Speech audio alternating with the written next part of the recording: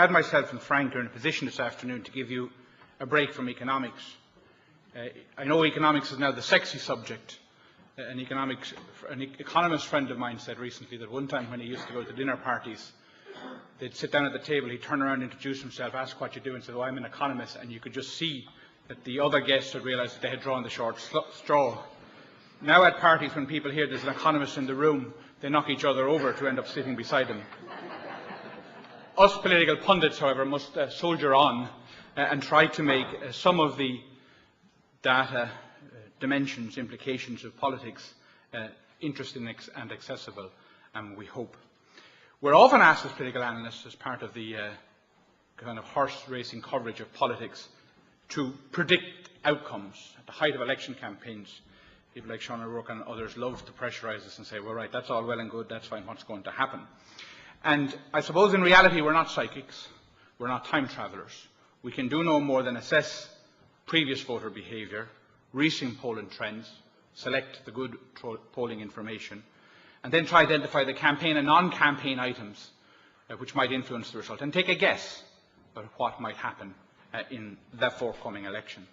Guessing the outcome of the 2002 local European elections was a lot easier for a couple of reasons. All the polling data for 6 months before the election showed the main government party, Fianna Fáil, suffering a hammering in its support rating in the polls, and therefore it was obvious it was going to lose again a large number of local authority seats. Once significant polls emerged about the various Euro constituencies, it was clear to see, if not the outcomes, then at least who was going to be in the frame for the final seats. It was going to be Joe Higgins, or Owen Ryan battle, Cathy Sinnott, Alan Kelly. Didn't spot Theresa first, but a Cathy Sinnott, Alan Kelly type battle in Munster, or things like that. Once George Lee was selected for Fine Gael in Dublin South, that one was easy to predict. Dublin Central proved an awful lot more complicated, in part because all of us analysts feed in large part on information from the large political parties, and we often miss the impact of independence, and the shifts that happened in the last week or two for independence, and Maureen O'Sullivan is a classic example of that. I'm always more comfortable in a position where I'm asked to look back and assess the recent past than in a situation where I'm being compelled to predict even the near future. That's why I'm always grateful for what has now become a standing invitation from Joe Mulholland to come to MacGill some weeks after local European or general elections to give an assessment of what its implications were, or what did or didn't happen. People used to call myself and Ivan Yates during the last general election as Zig and Zag. Somebody last night called this billing as Morecambe and Wise, who apparently were British comedians some years ago. Myself and Frank have done this on a couple of occasions. I'm particularly conscious on this occasion that, as well as sharing the platform with Frank Fanry, the pundit, I'm sharing the platform with Frank Fanry, the player, and indeed Frank Fanry, the factor in the last election campaign. My professional respect for him means I'm not going to raise the issue of whether what he said did or didn't have an impact on the election. But in the best tradition of MacGill, I think the audience should feel free to ask him the question afterwards, if you so wish. Joe Mulholland, however, couldn't resist the temptation to ask us to speculate. He put a question mark at the end of the question: has the political landscape changed? And inevitably, therefore, he draws us to try to draw, or forces us, or tempts us, shall I say, to try to draw some implications from the results of the recent elections. It was the last month's elections, a historical change in the Irish political landscape. In my view, the results of these three sets of elections held last month did not represent the historic transformation in Irish politics which some have found it to be, or which some hope it was. The results of the elections did, however, alter the political landscape to this extent. A large block of support has left Fianna Fáil and has moved primarily to Fine Gael, and to a lesser extent to Labour in Dublin. If you take the landscape analogy, a hill has moved. A hill of support has moved from Fianna Fáil to Fine Gael. That shift in support has left Fine Gael, this is the historic element of it, that shift in support has left Fine Gael by far the largest party in local government. Whether or not this shift will endure as a lasting change in the political landscape, even in the medium term, remains to be seen. My guess, however, is that it will. And we have to be careful here. Myself and Frank gathered here in July of 2004 after those local European elections, and looking at those elections, one would have said that Fianna Fáil's capacity to secure re-election in the general election 2007 was perhaps fatally undermined by the results of the local and European elections in 2004. Fianna Fáil, again, proved many of the pundits wrong, and in the last week in particular, managed to turn the general election 2007 around. Because, as I said, and Joe thankfully reminded the audience last night, because it was the economy. Because a massive middle class vote in particular, was too nervous about the economy to hand it over to Fine Gael. At that stage they didn't realise the extent to which the economic crisis that was going to hit, and it wasn't clear the extent to which they were going to hold Fianna Fáil accountable for it. The reason I believe things are different this time, and that I say the shift in the political landscape will endure at least until the next general election, is because the scale of the shift in support away from Fianna Fáil is larger, much larger, and it comes after a shift of support in the last local European elections. The economic uncertainty in which this shift occurred will persist at least until the next general election. And I think also that the results of the 2000 elections show an underlying weakness in Fianna Fáil's organisation and electoral capacity, which I want to talk a bit about in a moment, but if you explore deeply, it shows some serious gaps in what was assumed by many of us to be an invincible political machine. Put simply, Fianna Fáil's position is vulnerable, and particularly vulnerable in Dublin. I had originally, like everybody I think, thought of using slides and some tables of the results. Frank, in fairness, has gone through a lot of the bullet points of the results. And having watched Brian Lenihan's Al Gore Inconvenient Economic Truth presentation last night, I'm completely sure of the wisdom necessarily of doing these things by PowerPoint. And watching Brendan Toohey here yesterday afternoon try to deal with when both the sound and lights went off, I decided against it. So I'm not going to bog you down in figures, except to say that there are 883 seats in the county and city councils, if we look at the local election results first. Fine Gael now has 120, 123, I think, more seats on city and county councils than Fianna Fáil has. That is the historic shift in this election within local government. Fine Gael got 128,000 more votes in the local elections than Fianna Fáil did. That is a significant and historic figure. The gap between Fianna Fáil and Fine Gael was 105 a decade ago after the 1999 elections, but it was in Fianna Fáil's favour. It narrowed to 8 seats between them after the 2004 election. It's now widened again, but this time in Fine Gael's favour to the bigger element of 128. Like, for example, there are 22 Fianna Fáil members of Cork County Council. Fine Gael members of Cork County Council. There are only 12 Fianna Fáil members of Cork County Council. That's a dramatic transformation in the make-up and shape of local government in this country. It is only, however, when you put the local elections, the last 2 local elections beside each other, that you begin to realise the scale of the drop in Fianna Fáil support. Fianna Fáil lost just under 90 seats in the city and council elections in this general election. But that was on top of the loss of 82 county and city council seats in 2004. Fianna Fáil has lost 169 council seats in the last decade, city and county council seats. It's reduced its local authority representation, at least at that, the most significant level, by 40-45%. Its vote share has fallen in the local elections by 13.5% in the last decade. That's a significant setback in local government. Turning briefly to the European elections, and again, headline figure, Fine Gael got 92,000 more votes in the European elections than Fianna Fáil did. The make-up of our representation in the European Parliament has been transformed over the last 3 elections. We had 15 MEPs in 1999, 6 of them were Fianna Fáil, 4 were Fine Gael, 2 Greens, member Nuala Ahern and Patricia McKenna, then a Green. Panchista Rossa was there, and there were 2 independents, Dana Rosemary Scallon and Pat Cox.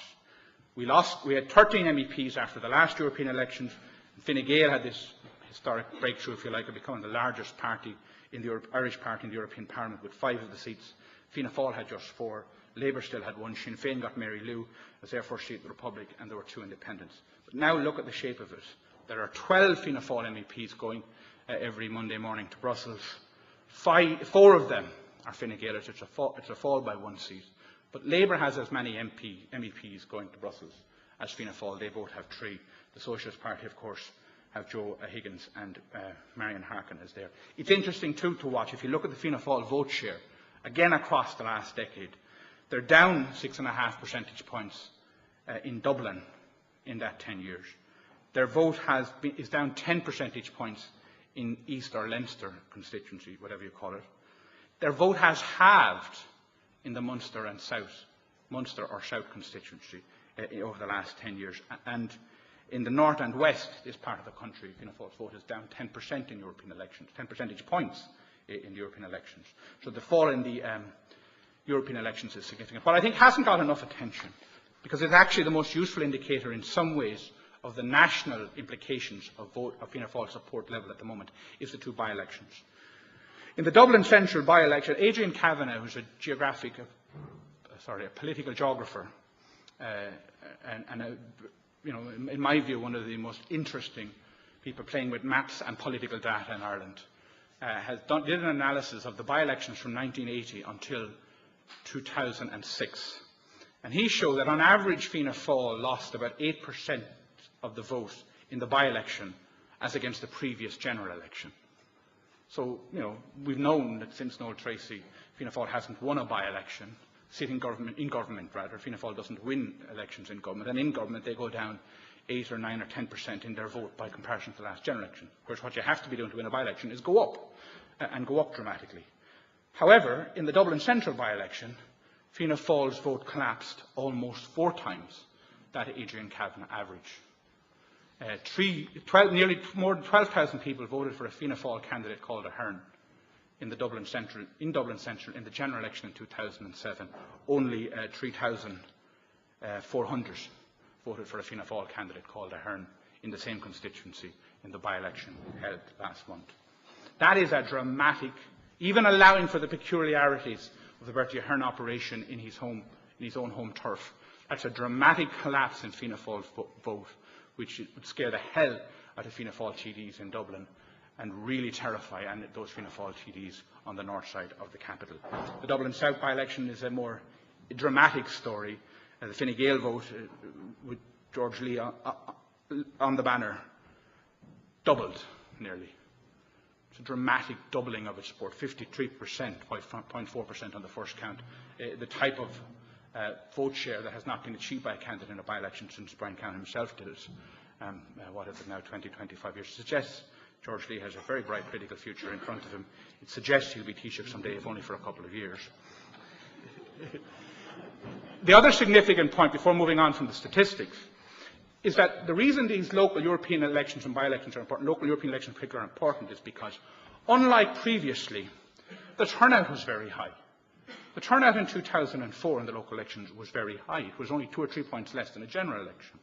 The turnout in these local elections was the same. It's only 2 or 3 percentage points less than a general election. So almost as many people went out and voted in the last 2 local elections as did generally in our general elections. And that's unusual. Usually, 10% of the population who go and vote in general elections stay at home for local elections. It means that people went out, and in my view went out because they were annoyed.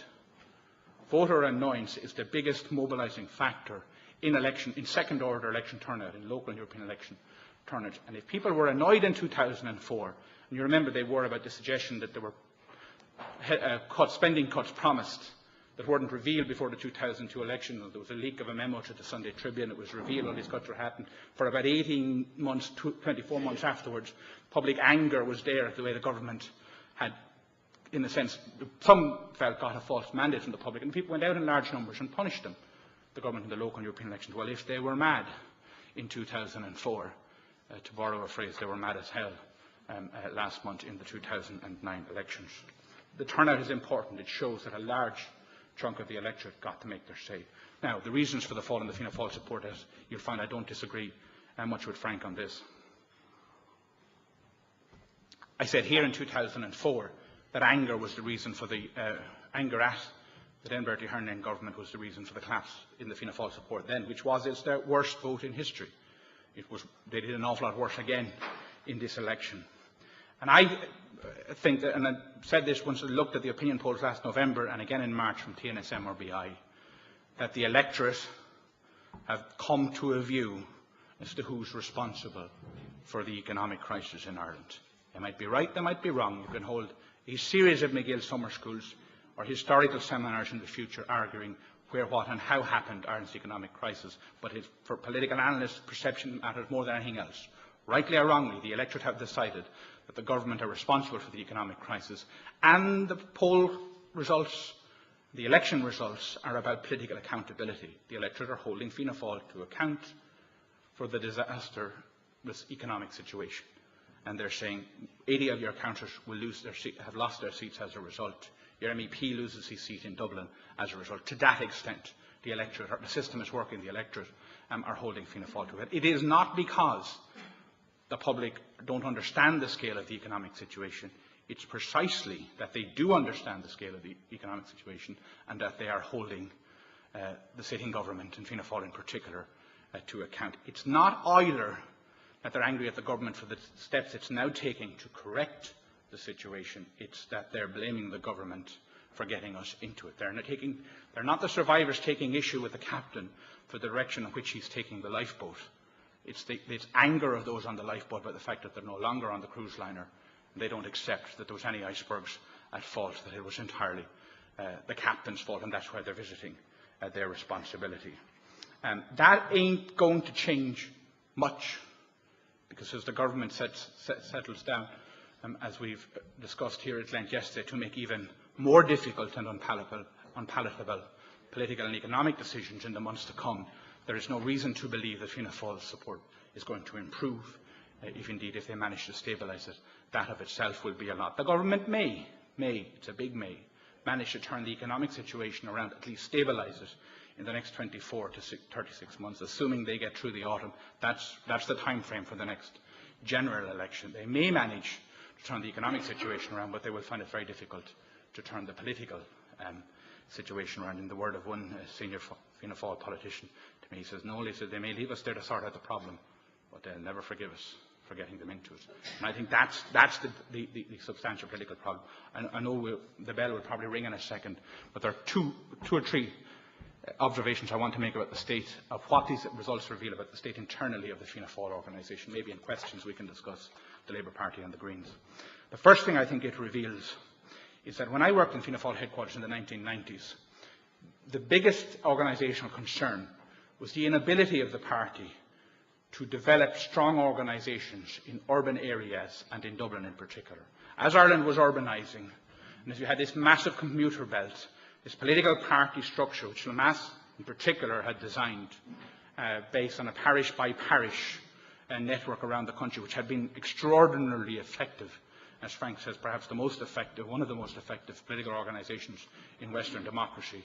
Suddenly, it wasn't able to cut and sustain that level of organisation in urban and Dublin. Everything was tried. Seamus Brennan was given a job of setting up ward systems around Dublin.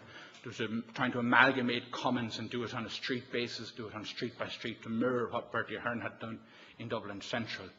And by 1991, in that disastrous election for Fianna Fáil that Albert Reynolds led it, the extent of that urban problem, and Dublin problem particularly for Fianna Fáil, was revealed.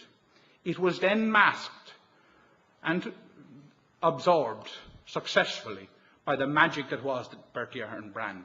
Here you had this young, fresh, campaigning, vigorous, Dublin-based, urban leader who managed to graft this strong support base and this Ahern brand on top of the traditional Fianna Fáil brand and deliver what, frankly, and Bertie Ahern's reputation will go under a lot of reassessment in the years to come for his policy performance, but in terms of political performance, that was quite extraordinary. The other thing that happened, and I could nearly go through constituency by constituency and give you examples, is that instead of building an organisation or rebuilding an organisation, what the party did when gaps arose, when it needed to find new people to win seats and when it needed to try to win extra seats, was it identified a young person, or man or woman, or another personality either within the party or outside and said, right, you build your own organisation, you build your own team, You pay for your own literature. You pay guys to put posters up. You build this separate parallel operation, put the Fianna Fáil brand on it, and go off and, combine this new suburban commuter belt electorate and get seats. And that well and good, and that delivered, and that had an impact, particularly again, I think, in 2007. But it meant that when local and European elections came around and the sitting TD or the Dáil contender had no vested interest in the outcome, there was no standing party organisation to knock doors asking people to vote for a ticket of candidates. It also meant, and let's whisper this, that there's a financial crisis coming in Irish politics, which is yet not spoken about. If you look at the funding of Irish politics, particularly Fianna Fáil, and to an extent in Fine Gael, individual candidates have to come up with a lot of money themselves to sustain this professionalised campaigning. And the sources it came from, if you look at the brochures for golf classics, fundraising nights for political parties, you'll find ads from small businesses and local businesses, yes, will have little money in the next 18 months to 36 months. Also from the property sector, if you look at any of those brochures, the fundraising lines, declared and undeclared, by the political parties, you'll see that 40–45% of their funding came in one shape or form from the property boom. That funding ain't going to be available either in the medium term for political parties. The other dramatic and significant mistake I think Fianna Fáil made in these local elections was that they decided in the most local electoral areas to have a national committee select their local election candidates. It was a crazy idea because it gave the local organisations the excuse to sit out the election campaign when it came proper, which at a time when you were trying to hold core vote was crazy. Fianna Fáil have been very successful under Ray McSherry committee firstly, and then a committee chaired by Brian Cowan, in targeting, building its candidate slates for Dáil elections. But it was done by a campaign committee of the likes of PJ Maher and senior officials, senior government politicians, who polled constituencies repeatedly, or assessed opinion in constituencies repeatedly, tested potential candidates repeatedly, and then called the convention or massaged the convention or timed the convention to deliver the outcome, and if the convention couldn't deliver the outcome, added a candidate after it. I'm going to make one last point. If you look back at it, I did a deal a couple of weeks ago with Gill and Macmillan to write a history of Fianna Fáil. It's the first time a book, or kind of a biography of Fianna Fáil as a history has been written, and sometime over the next year or two I hope to complete it. It means I've been looking at some of the historical context of recent elections. When the publisher of Gill and Macmillan came to me and I said, well, what are you looking for? And he said, well, a biography of Fianna Fáil. And I said, well, is it an obituary you're looking for? And because the obituary it's not time to write the obituary, but one thing does strike me, that when you look at the reorganisations and renewals of Fianna Fáil that happened, the Mass in the late 70s and again in the mid 50s, Jack Lynch in 73 to 77, and Bertie Ahern's best organisation years were 96 and the first half of 97. They all happened when Fianna Fáil was in opposition. Fianna Fáil is going to have to find a way to renew and revitalise its organisation while it is simultaneously in government, or it's about to get her another sustained period in opposition to renew itself.